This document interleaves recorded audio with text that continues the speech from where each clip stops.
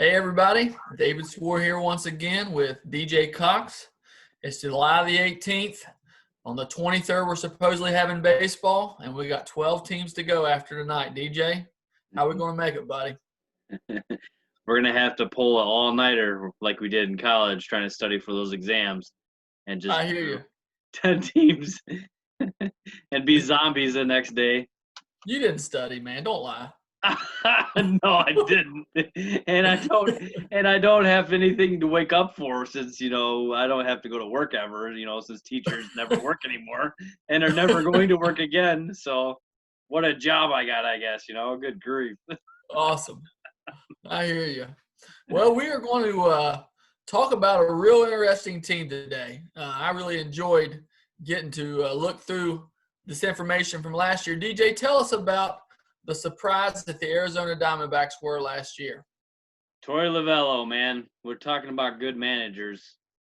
He's up there too, 85 and 77. And me and you just talked about this. This is a team that got rid of Zach Greinke in the middle of the season and still plowed out 85 wins. And, man, I just kind of wish they wouldn't have given up so easy and so quickly on the season. But they didn't. And it, would they have made the playoffs with Greinke? You never really know, but they would have had a better shot, no doubt.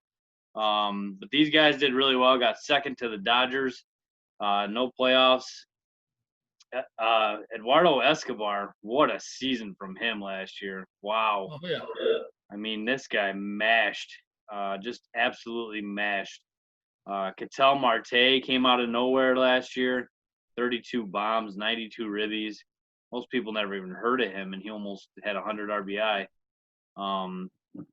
David, this is a team that lost a ton of players last year in the offseason, too, before this season started.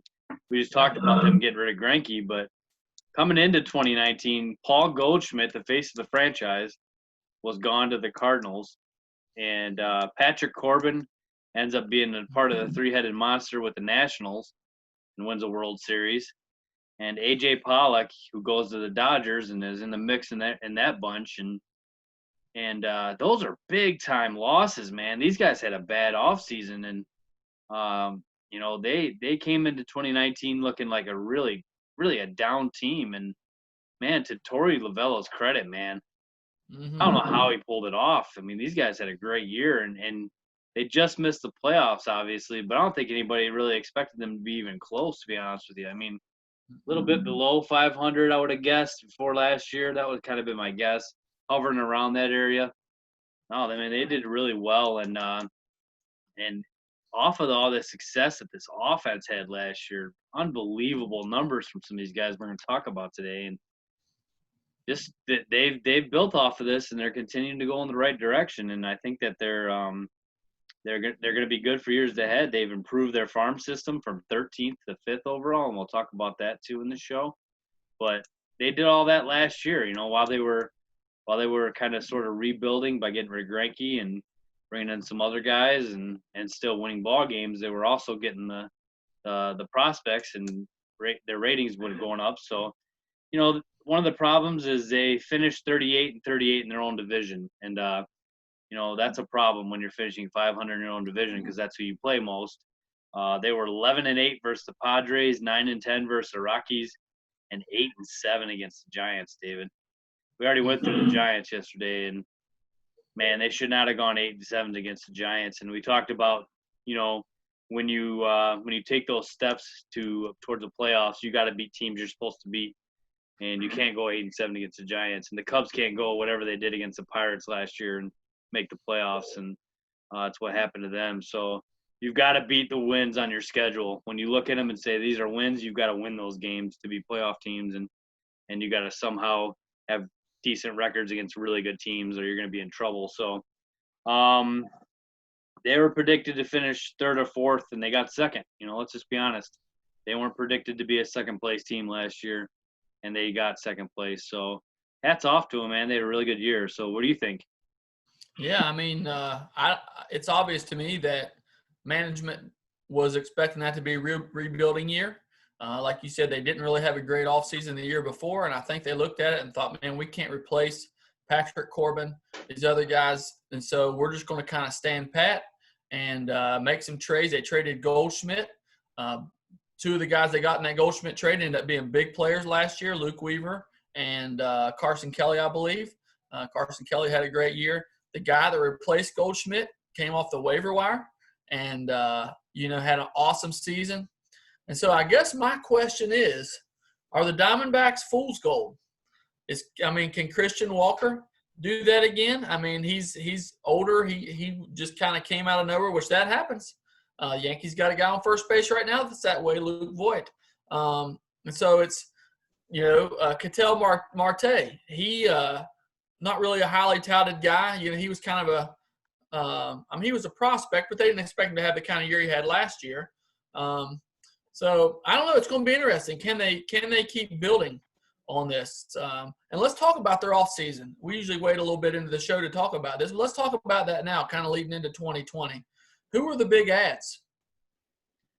So Junior Herrera in the bullpen, Hector Rondon to the bullpen, Trace Thompson, who's Klay Thompson of the Golden State Warriors brother. They added him. John Jay. Those are some of the lower kind of guys that they got sort of on the outside, maybe looking in. The two guys that are relievers are going to be in the bullpen, but Trace Thompson and John Jay are kind of emergency guys when some of these guys go down.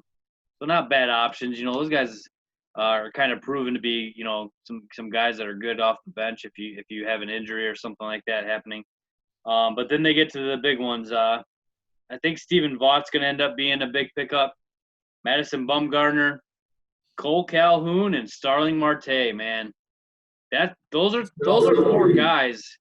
I'm gonna throw Steven in there too as in this mix. He's not as big of a piece as the three guys that we talked about, the big guys, but I think all four of those guys are really gonna help this team in some manner this year. And it was a really good offseason for them, man. It really was. I really like what they did there, picking up the guys that they picked up, and I think that these guys are gonna really help this team. And man, I'll tell you what, David, we're gonna get to this too. Is just to go with all these pieces that the Diamondbacks have on offense, and now you got an ace to go with it. Mm-hmm. Done some things, man. They had a really good offseason. Yeah, they did. And, it's going to be interesting to see what kind of impact some of these guys have on the guys that were there. Robbie Ray has terrific stuff, man. And I don't know what it is about him. He can't put it all together, but, he always strikes out a ton of people. If a guy's striking out a ton of people, they got good stuff. So maybe a guy like Madison Bumgarner can come in, kind of put his arm around him and steer him in a different direction. They're both lefties. But I'm with you, man. Starling Marte, huge pickup. He's a superstar. There's no doubt about it. Have you heard where they're going to be playing him? I've heard center. And then I've also heard that they were going to play Ketel Marte possibly in center and put I'm sorry, Ketel I lost his name. Anyway. Yeah, Ketel Marte. I got mixed up there for just a second.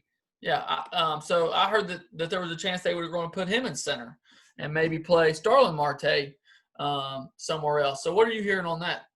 I'm hearing Marte is going to play center. That's from everything I've been reading so far. I don't know exactly. I mean, I've never heard of Marte play in the outfield, so that's interesting too. He seems like a really good athlete, so it doesn't surprise me that he could be an option out there for him. But I think that you kind of have to keep Marte at second based off of how this lineup is and roll with Marte in center because these guys, man, they've got 9 really good hitters in this lineup, and you got to keep them all in there. And if you mess with Marte and move him to center, you move Ketel, you put him in center, and then you move Marte to the corner, and then you got to take one of those guys out of the corner, put him in a DH spot who's already taken up by somebody. So you kind of mess it up there, and I think there's a good flow and a good mix that if Starling Marte plays center, it's going to work a little bit better for these guys. Yeah, I agree. Yeah, I was reading that article. That kind of surprised me as well. And they don't really have a great answer at second base either if you take Ketel Marte out of there. So did they have any big losses in the offseason outside of obviously the trades and things that they made while the year was going on? Did they lose anybody that's going to hurt them? We got a little tongue twisted there with Starling and Ketel because they both have the same last name. Yeah, I just I now thought I was realized that. messed up there for a minute. I was like, wait a minute, that's not his last name. So anyway, I'm sorry about that. It froze me. That froze me too. I just now realized they have the same last name, man. So we were like Marte. Wait, Marte? No, yeah, they're both Marte. So one of them, that threw us off a little. So we're back on track. I got you. We have to call them by their first names here. So Exactly. all right. So yeah, the losses were not that bad. You know, Alex Avila, a backup catcher kind of guy. Jared Dyson, you know, a great runner, fast guy in the outfield. Wilmer Flores, Tejon Walker, Caleb Joseph, and Steven Suiza Jr., who, you know, I'm glad the Cubs got Steven Suiza. He's a good guy to have on your team. He's a good player. I'm excited about him. You know, he can come in and he can face the lefties, and when Jason Hayward can't hit lefties for nothing, so you know maybe he can spot start on left-handed pitchers and get us a few spot starts here. And he's a good guy to have. He's had some pretty good years, and he came over to the Cubs this year, so I don't think he's going to be a huge loss for the Diamondbacks, but I think he's going to hurt them a little bit. I don't see the rest of these guys hurting them too much. What do you think about Tejon Walker, though? What do you think of him, losing him? Well, he's been one of those guys that for years everybody's talked about, and he's had glimpses, where you thought he was going to put it together, but I don't blame the Diamondbacks for giving up. Sometimes guys need a change of scenery. That'll be his second change of scenery, and the Diamondbacks have several good young pitchers coming up, and so to me that's not a big loss. Do you know where he landed? I do not. No, not off the top of my head. I'll have to try to find that. But yeah, I mean, it doesn't sound like the Diamondbacks really lost anything. And like I said, you think about 87 win team, didn't really lose anything, got some younger guys, and then they added 4 or 5 studs. Oh yeah. And so what's that going to equal to on the wins? I mean, obviously there's not a 162 game season this year, but I mean, you got to think 6 or 7 wins easy. Putting Calhoun and Marte and Bumgarner in there to replace the guys that they lost. They got a lot better, man. They got a lot better. I don't think they're even close to being able to challenge, obviously, the Dodgers. But it seems like they're head and shoulders above the rest of their division. Wouldn't you agree? Yeah, I totally agree. I really do. I'm going through this lineup and just dropping my mouth at some of these guys they've still got and the success that they've had. And Walker went to the Mariners, just so you know, too, and he can probably be a pretty big piece of what they're doing there since they're not doing much. So, but yeah, I feel like this team's the second best team in this division. I really do, and I really applaud their offseason. I'll give it a B. I think that was about a B offseason. That not an A. They didn't really go out and just shock the world and blow up everything, but they did really good. So I think they did an awesome job setting themselves up for the 2020 season. I would give them an A, just to be honest Okay. with you. They filled the holes that they have. They filled them with guys without putting huge money on the table that bogs down rosters. We've seen that happen multiple times with multiple teams. Then you end up with your hands tied and you can't do anything because you got all this money. The Yankees will be in that position. It won't be long. They got $200-300 million contracts. They don't usually age well, and so I really like what they did. They're still going to play their young guys. They got a lot to build on last year, but again, I'm worried that there's some fool's gold in there. I'm worried some guys just kind of clicked that maybe won't carry that over, and that's the danger. But the guys that they got will be a very good buffer for that. So we'll see. So what do you think the biggest strength of this team is? By far, it's the lineup, and I'm going to talk about this lineup a little bit because as I was going through this, I was just kind of in awe at the options that they've got in their lineup 1 through 9. Man, these guys are loaded. Okay, you got David Peralta on left, who we can't forget that in 2018 he had 30 bombs and 87 RBIs and batted 293. Down a little bit last year with only 99 games, 12 bombs, 57 ribbies, and 275 average. Marte's in center, Starling, 23 bombs, 82 ribbies, 295. Cole Calhoun hit 33 bombs with 74 ribbies and had a 322 on base. Eduardo Escobar, we talked about him, 35 bombs, 118 ribbies, 320 on base. Nick Ahmed had 82 ribbies, Oh, yeah. 316 on base. Ketel Marte had 92 ribbies with 32 bombs and a 320 batting average. Christian Walker, in his first full-time season, 29 bombs, 73 ribbies, 348 on base. Carson Kelly, first year, 1847 and a 245. And then a guy that gets forgotten about a little bit is Jake Lamb. Jake Lamb's been injured, with a quad and a shoulder the last couple years. And, if he can bounce back to the 2016 version of 30 bombs and 90 ribbies and the 2017 version of 30 bombs and 105 ribbies, it seems like every guy I just read off, is a 30 home run, 100 RBI guy, man. It really does. They all seem like the same numbers that when you go through them, 30 and 80, 30 and 100, Wow, just loaded with potential and guys that have done it recently and guys that did it last year. And, man, there's no holes in that lineup, really, to be honest with you. I mean, you look at the catching spot maybe a little bit, but other than that, wow, these guys are very strong offensively.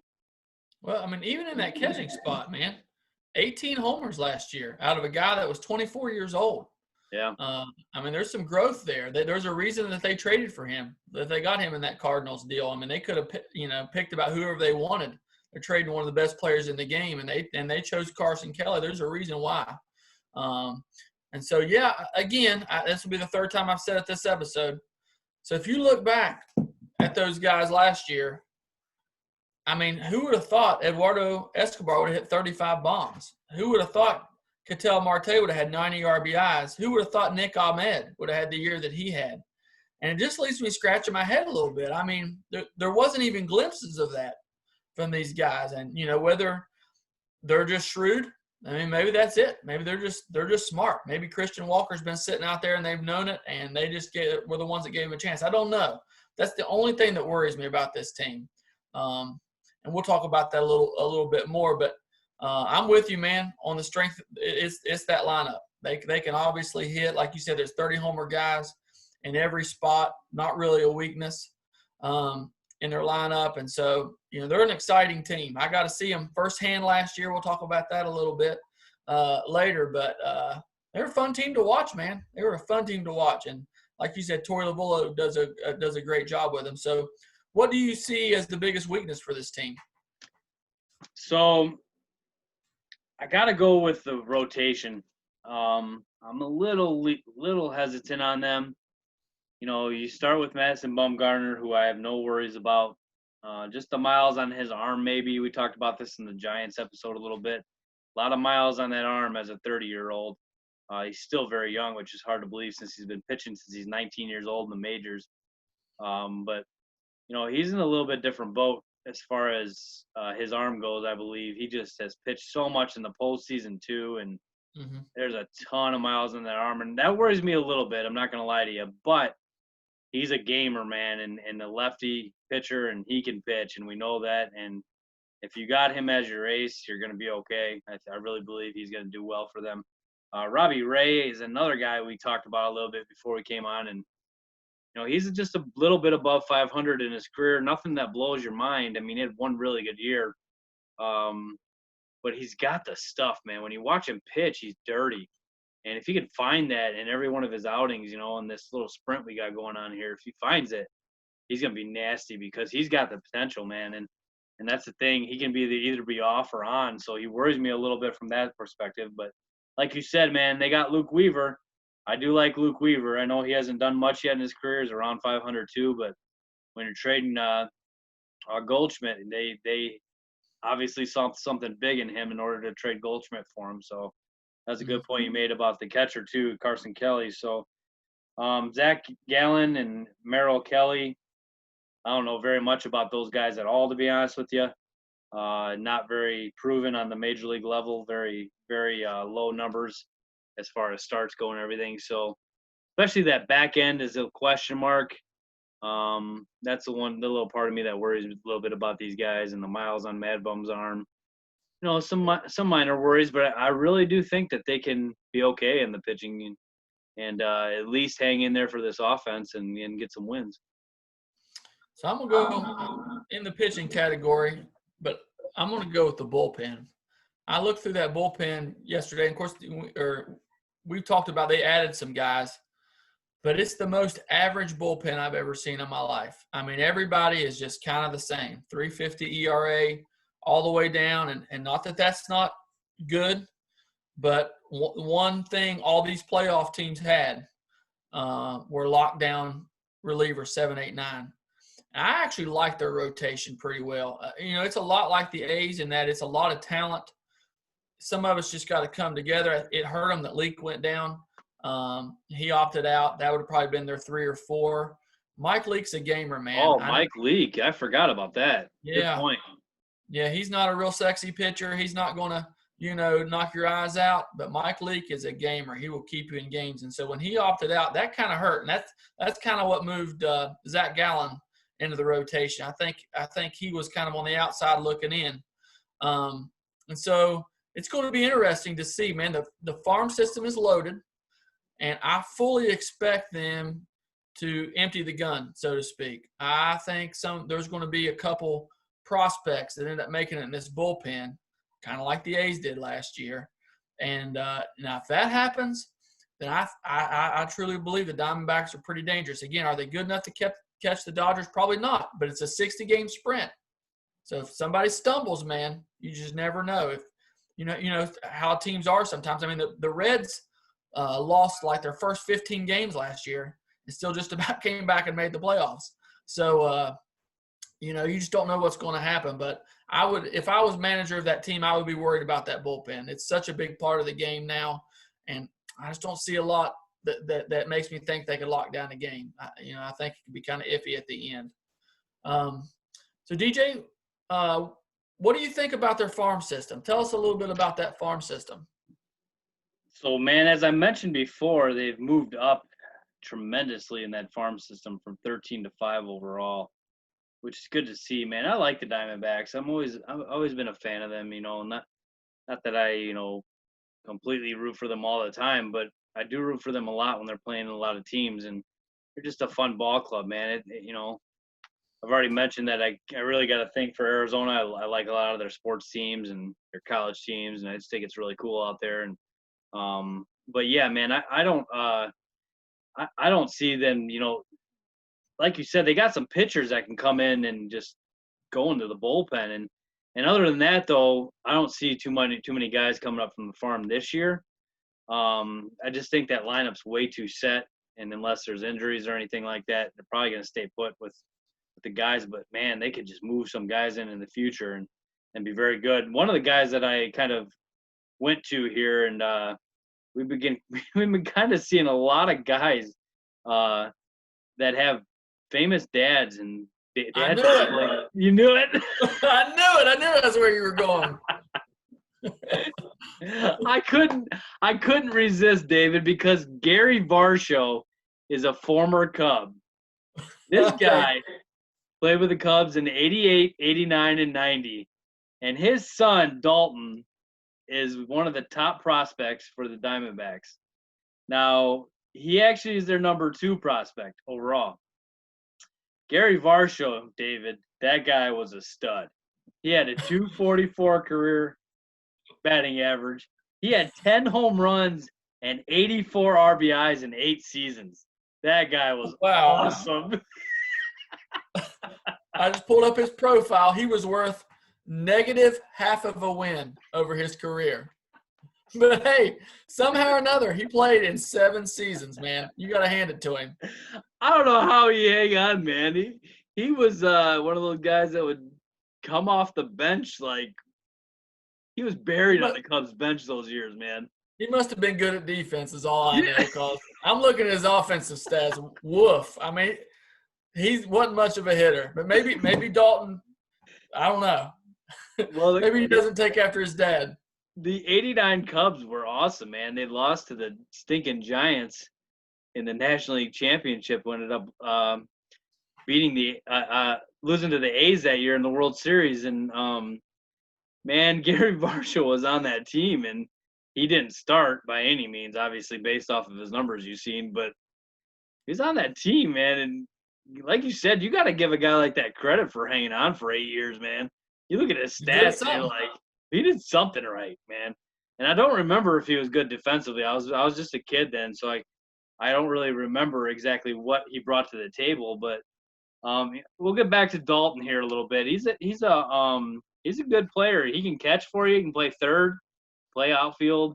And I like the versatile guys, man. I'm a big fan of that stuff. And I think Joe Madden rubbed off on me a lot with that kind of thing where he'd move guys around a lot based off of different scenarios and lineups and everything. And, you got to be able to play at least a couple positions. And he's only 5'10", 190. He's not huge. 24 years old. He's left-handed bat, throws right. 37 bombs and 142 ribbies in 3 minor league seasons. So he's got some pop, man.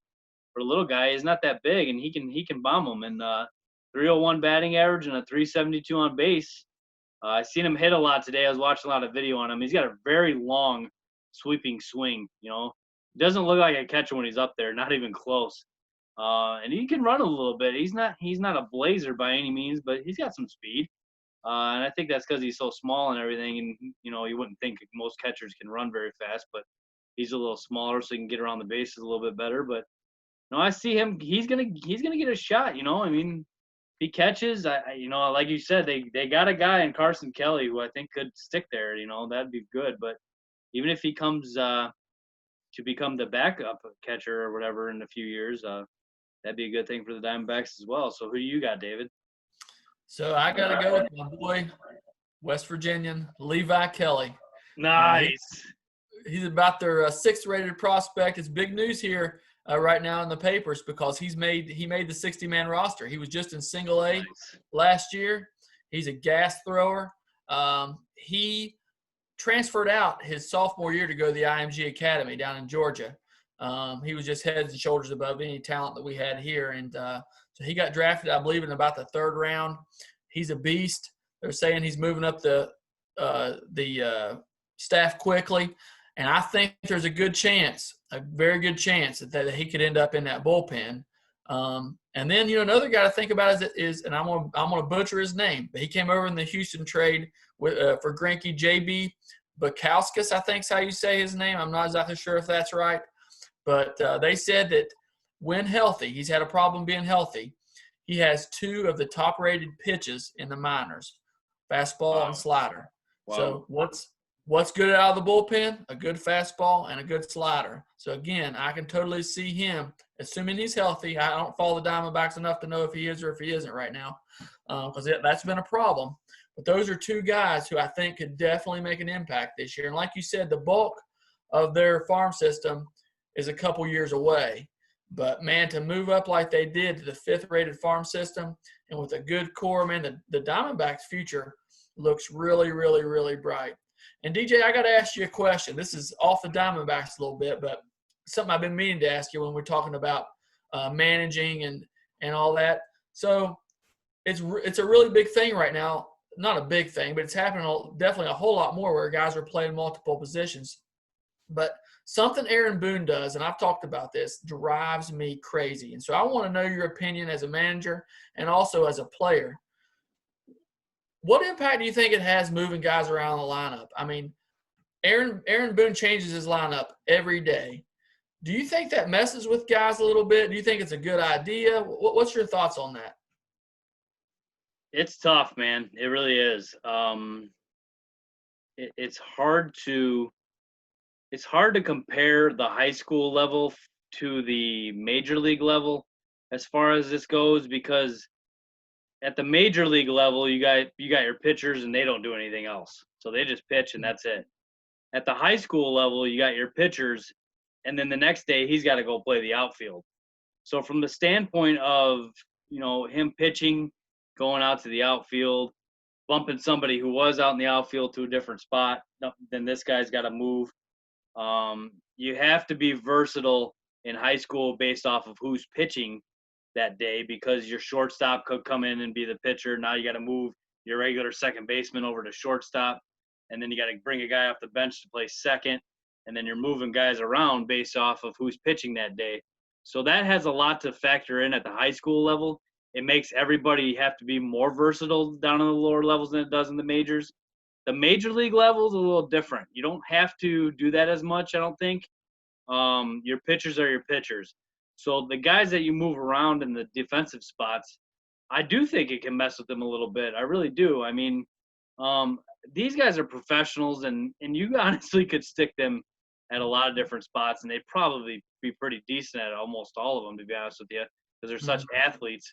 But I know as a player, I wanted to play center field, all the time. And if I got moved to a corner for whatever reason, I wasn't as happy as if I was playing center. I'll be honest with you. I'd do it for the team in a heartbeat, just to help them out. And I never complained about it or anything. But yeah, I definitely would want to play center. And if I wasn't, it messes with you a little bit, just a little bit. It doesn't really rip you up too much. But yeah, you got to be versatile. You got to do what's best for the team. And it's tough, man. And Madden did it a ton too. Like Boone, he did it probably more than anybody, to be honest with you. These guys were all over the place. I mean, Bryant moved to 3 different spots. I mean, this is one of the best players in the world, and he's not sticking at third. Plays left, plays right. He just moving all these guys all over the place. So to an extent, I think it's good. To an extent, it's tough, man. It's hard to find that balance, and that's a good question because if you do it too much, I think it could hurt. And I also think it's a little bit necessary. So, man, it's tough. And every team and situation is different. And it's just kind of a loaded question. You know what I mean? I think it's good to have a guy or two that can do that. But I'm just personally not a fan of it. If I'm Chris Bryant, I'm saying, what the heck, man? I've helped carry this team. Why are you moving me around? And then Aaron Boone's favorite thing to do is just to move guys around in the batting lineup. Well, DJ, if I remember right, you batted anywhere from first to third in our lineup. What happens if one day you show up and Coach Hall's got you batting sixth? You got to think to yourself, well, what did I do? And it starts becoming a mind game, and then there may be good reason to move you down there. But I just don't understand managers that want to do that all the time. Again, I think it's great to have a Ben Zobrist type that can play 2 or 3 positions. You can give guys days off and all that, but just constantly moving guys around, I'm not really sure what it accomplishes in the long run. I don't get it. You made a good point about guys like Zobrist, man, and I really love that guy. To be honest, I just having a pocket knife like him, where you can open him up and he can do all kinds of things. I almost agree with you on that. I really do. From the perspective of the professional level, is have your utility guys to plug in when you gotta give a guy a rest, or you got to do whatever based off of who's pitching, and you keep the core guys, your main guys, in their same spots. And as long as they're performing defensively, then you don't mess with it. If they're messing up, then you got to figure something out. But I don't think you just move him just to move it for the sake of change. I agree with that 100%. Yeah. So back to the Diamondbacks. What's the best case scenario for them this year? Best case scenario is second place and a wild card, man. This team could do it. It really is. And I'm excited for them, man. I really am. I think if you're a Diamondbacks fan, you should look at this team and be pretty excited. I love the additions, man. I really do. Cole Calhoun, I didn't give him enough love when I was talking about the offense, man. This guy, and this is going to kind of hurt my Angels love a little bit too, because I love that guy, and he would have helped the Angels out a ton this year. A big loss for the Angels, just being honest, man. And but this guy in right field has an absolute cannon and is just he'll die for anything. He's a great defender, and he mashes, man. I love Cole Calhoun. I think he is just so much fun to watch, and so much passion and energy that he brings to the game. He's got to be my favorite guy on the Diamondbacks, by far, to see in that lineup, and just a gamer. And I just think that he's the real deal. And what an offseason, and bringing in Madison, and just wow. I really think that this team could sneak into a wild card spot and compete in the playoffs. They could really do it. And not saying World Series or anything crazy like that, but I think that they can make the playoffs. I really do. I think they could sneak in there, no doubt, with this lineup. What do you think? Yeah, man, I'm 100% behind you. And I'm with you on another thing, too. I've always kind of been a secret Diamondbacks admirer, I guess you would say. one of my favorite World Series ever was the one the Yankees lost. That was the 2001 World Series. Man, it was just awesome right down to Game 7.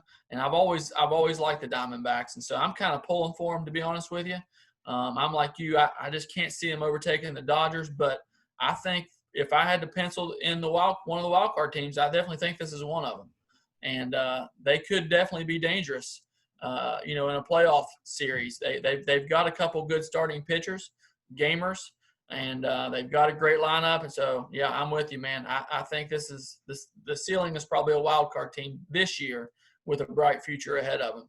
So, what's worst case scenario? Probably 4th place, to be honest with you. I don't see them falling that far. I really don't, but it's possible. I think I might be giving a little bit too much love to the Rockies. I just don't think they're terrible. I don't think the Rockies are terrible. I think they're bad, but not terrible. I don't think they'll make the playoffs, but I think they'll hang in there a little bit. And you got the Padres in there, who I'm a little high on this year. I mean, they might be another team like the Blue Jays, who's about a year or two away still, but they're up and coming too, and they could take you over. They could take Diamondbacks over, and the reason they could do that is, I think what we mentioned before is, you were talking about the bullpen, and I was talking about the end of the rotation.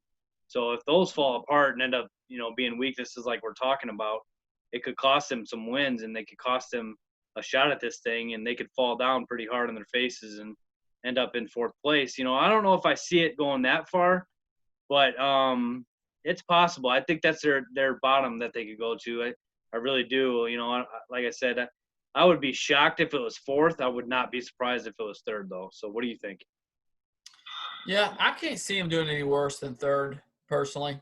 I think there's a big gap between them and the Rockies. And Allison's crawling down back here because she doesn't want to be on video. Yeah, we're recording.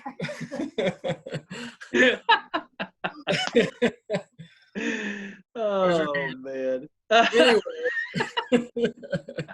I can't see them being any worse. That's awesome. I'm not sure I can even see them being 3rd.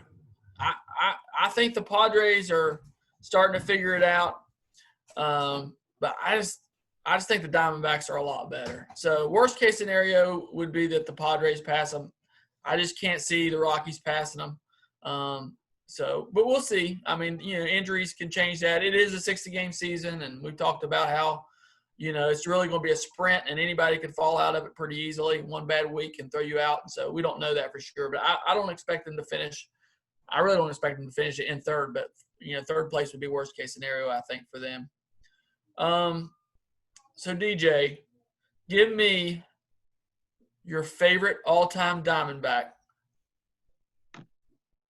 This is easy for me. Uh-oh. Anytime I can give Mark Grace any love, I'm going to give Mark Grace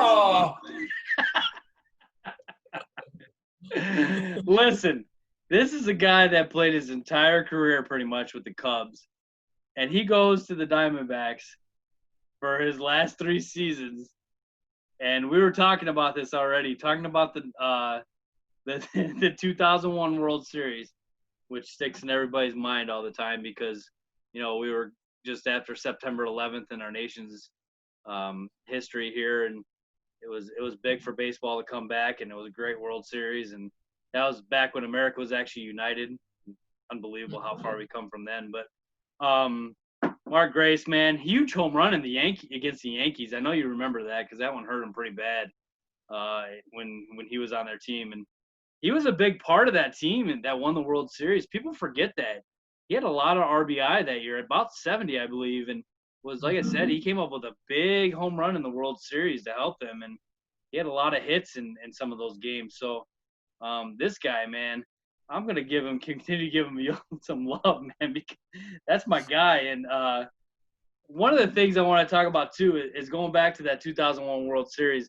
I just want to tell a little story quickly about my grandpa real quick. My grandpa Cox was a big Cubs fan and a big sports fan, but he always had this conspiracy theory, man. He to the day he died thought that sports were fixed. He completely thought that all the gamblers and all the other people had all these guys paid off and that it was just a big betting thing. And these guys are the best actors in the world, and nobody's ever came forward with a book or anything. So I never really believed him or anything. But one of the things that happened is after September 11th, I looked at it and I'm like, the right script or the way to go if this was all fixed would be for the Yankees to win the World Series because they're the New York team. September 11th just happened. Why would the people that write the script say the Diamondbacks are going to win the World Series? Nobody cares about Arizona. So that wouldn't have even – and so his theory a little bit went down, in my opinion, after that. I was like, not that I believed him ever to begin with, but I was just like, man, if that was the case, then the World Series would have won by the Yankees for sure in 2001. But anyway, I just had to throw that in there, but give my grandpa a little love. But, yeah, man, 2,445 hits in his career. David, now you give Bernie Williams a ton of credit. Bernie had 2336. Mark Grace had over 100 more hits than he did. Where's his Hall of Fame love? Well, come on, David. I've said all along, I don't think Bernie should be in the Hall of Fame. I just said that he has as much a case as a lot of guys who are in. And also, Mark Grace played an extra year. I'm just going to throw that out there. All right, so Grace, I already mentioned, had the most hits and the most doubles in the decade of the 90s, which is awesome. He had a career 303 batting average. He's 55th all-time in doubles. And he is 120th all-time in hits. Now, 120th seems a little down there, but I looked today, and through 2016, there have been 18,918 guys to suit up in a baseball uniform in the majors in the history of the game. And he's 120th all time, and that's pretty up there, man. That's a lot of hits. So this guy had a great career. He really did. I looked at his similarity scores, and I'm like you. I actually always really liked Mark Grace. Again, in West Virginia, the Cubs were a big deal because they were on TV. They were like the only ones besides the Braves. And so I watched a ton of Mark Grace, and I always really liked him. But his similarity scores, and these are all good players. Keith Hernandez, John Olerud, Nick Markakis, Wally Joyner, Bill Buckner, all good players, not Hall of Famers. No, I agree. I do agree. I'm just saying. He's there though, man. You got to think. Some of these guys don't get a lot of love, man, when you think about this. And Mark Grace should have never fell off the ballot as fast as he did. I'm a little upset about that, like you are with Bernie. And I'm just upset. I think later on down the line he should get another look. And this guy was a great hitter. His batting average was legit a lot.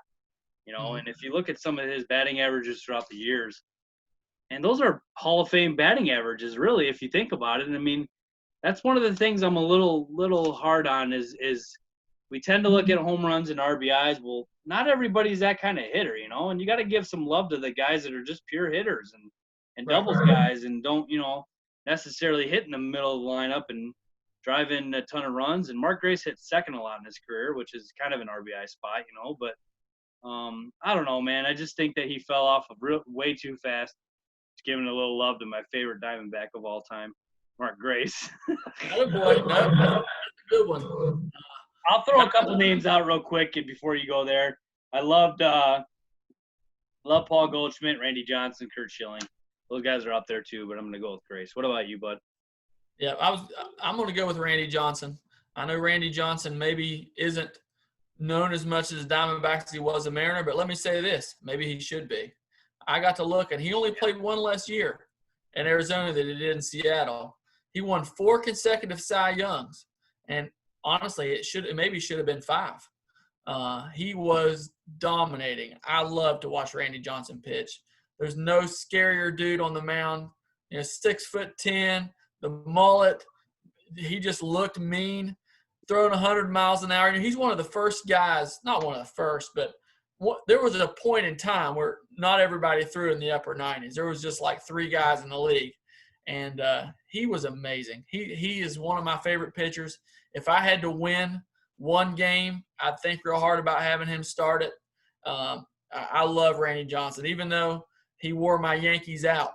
I love Randy Johnson. I think him and Kurt Schilling, if I'm not mistaken, were like co-MVPs of that series. Yeah, and I'm not a big Schilling fan for obvious reasons, but I love me some Randy Johnson. Randy Johnson came to the Yankees 2 years later, late in his career, and I remember just being so disappointed. And I went back and looked at his stats today. He won 17 games both years. Now, one of those years he had kind of a high ERA, and then he went back to Arizona and was himself again. But anyway, I guess he was better than I thought he was in New York too. But like I said, I love me some Randy Johnson for sure. So, DJ, I got you some trivia tonight, buddy. Oh, about time. Yep. About time. Yep. 2 Diamondbacks players have won the Cy Young Award. I already told you one. Who's the other one? Brandon Webb. You were going to ask me the same question, weren't you? Nope. I'm surprised you knew that. Brandon Webb, people forget what a stud Brandon Webb was. Yes.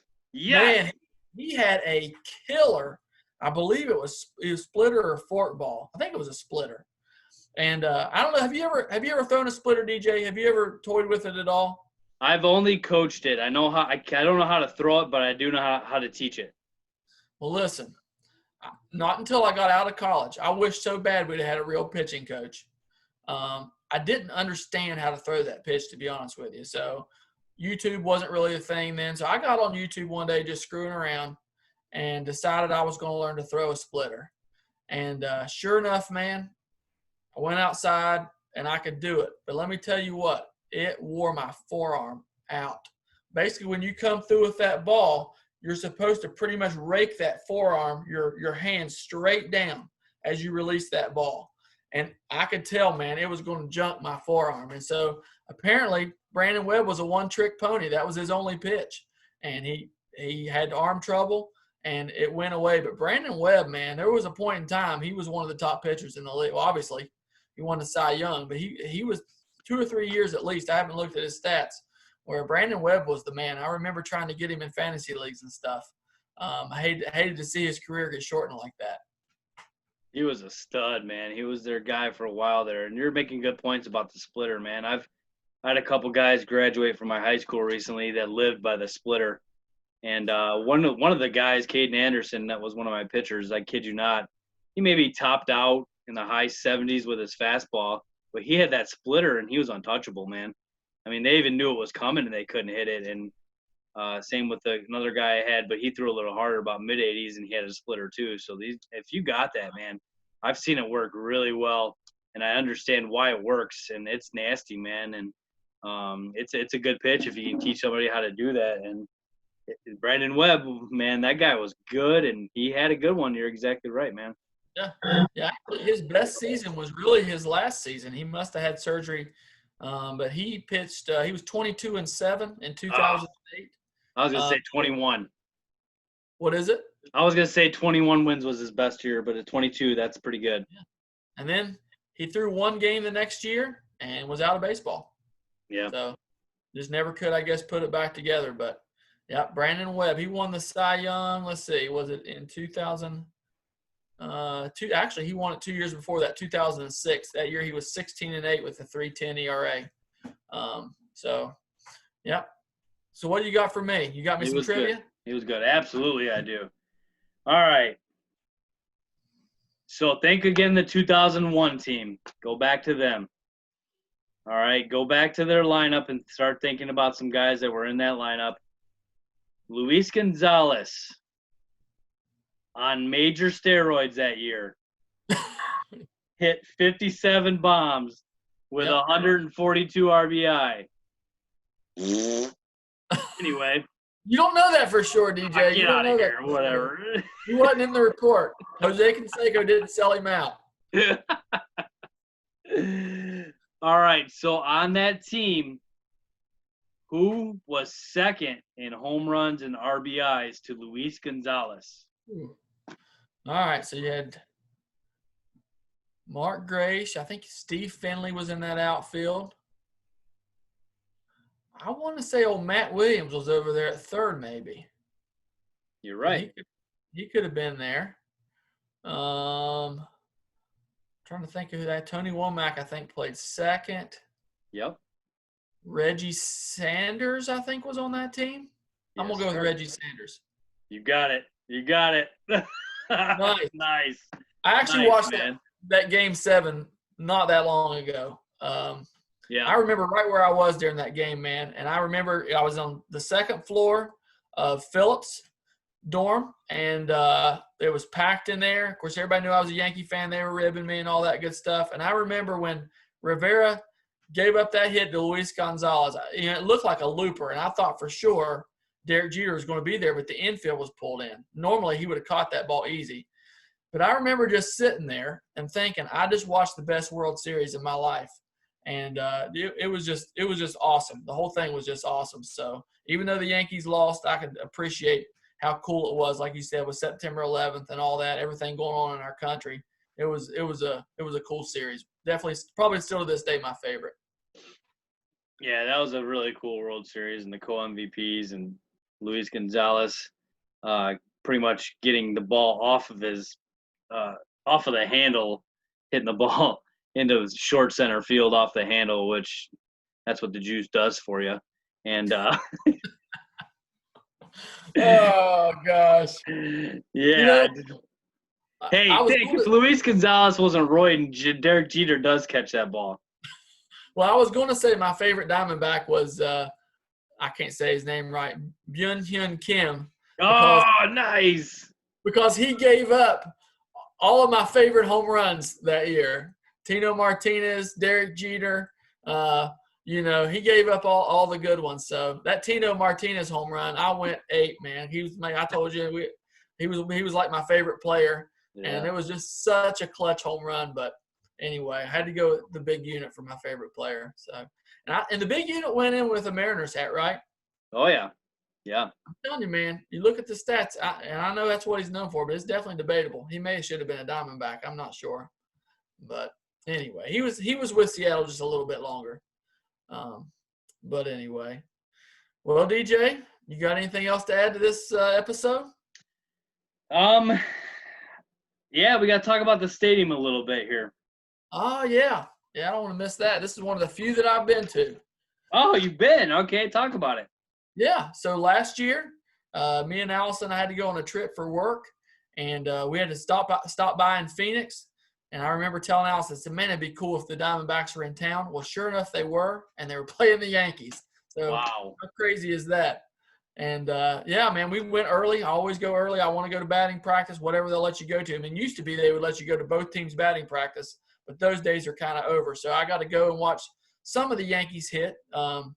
That was like a travel day, so not very many of them hit that day, to be honest with you. Clint Frazier was out there missing fly balls. So it was really rough. He had just been called up, and he was struggling. But, man, it was a really cool stadium. It's air-conditioned. If you know anything about Phoenix, it's hot. Phoenix is kind of a weird city. So have you been there? Oh, yeah. Yeah, it's and maybe you'll agree with me on this. Alex, I was there for one night. So, but Phoenix, it's not a city that has a whole bunch of like skyscrapers and stuff.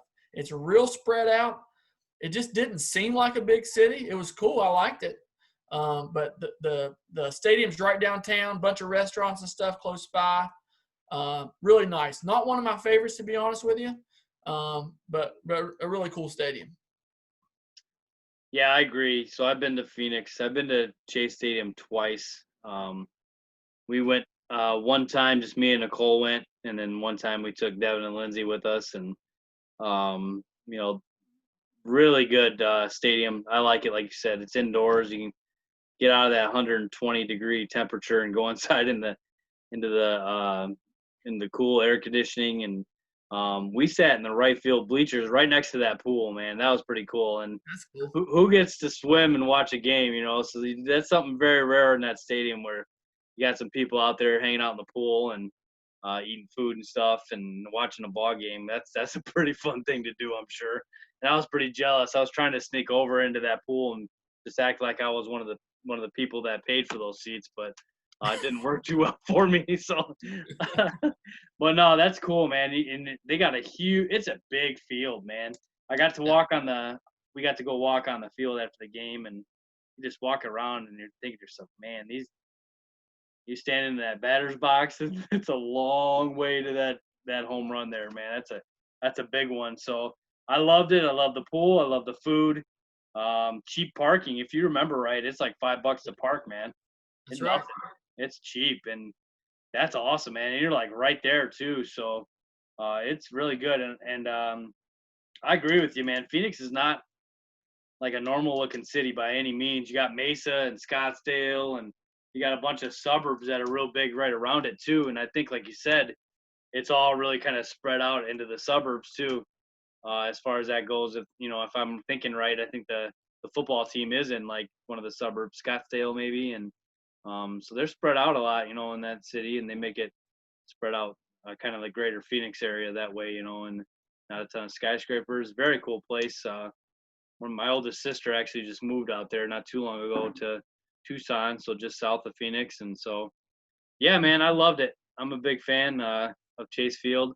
Right now, it's probably it's like you said, it's not like totally one of my favorites. It's not like way up there, but it's up there. I didn't dislike it at all. I liked it, so I was happy I got to see it, no doubt. Yeah, I mean, I think it's probably one of the better stadiums to take a family, to be honest with you. Yeah. Some of the stadiums are in sketchy places. I remember when I went to the Nationals field.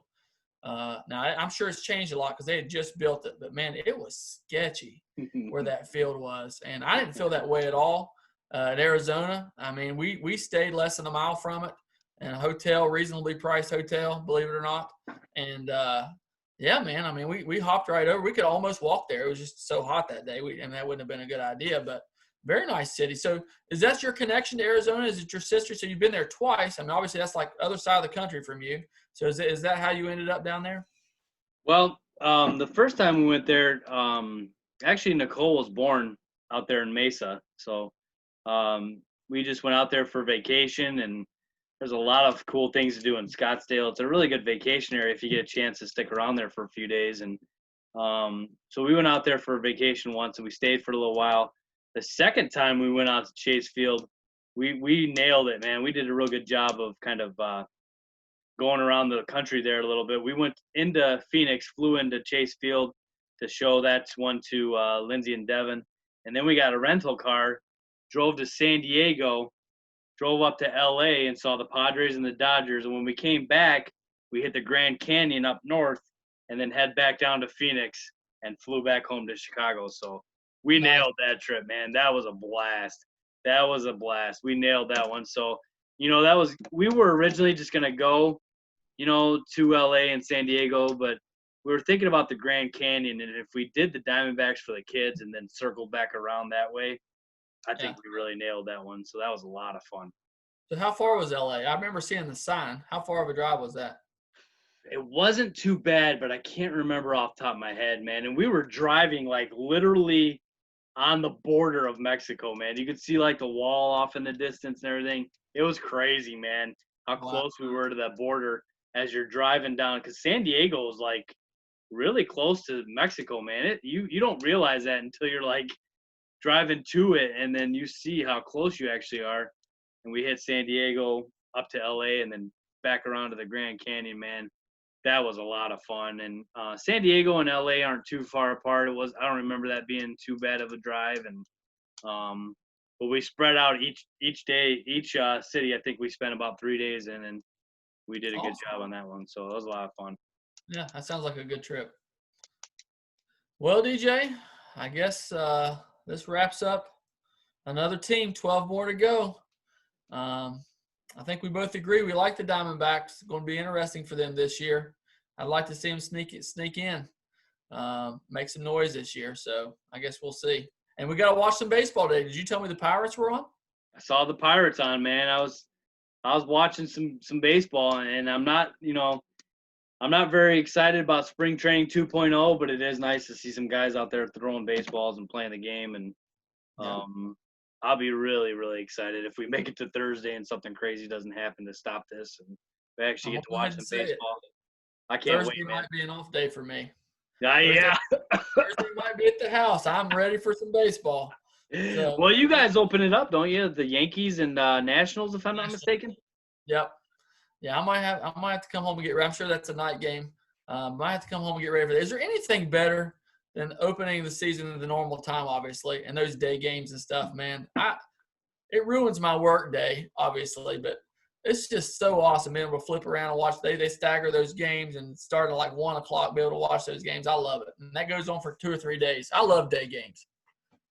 I do too, but I got a little sick of when they would start out in Japan, and I'd have to get up at 4 o'clock in the morning, Yeah. set my alarm, and watch a game Not big until on 7 a.m. and then go to work.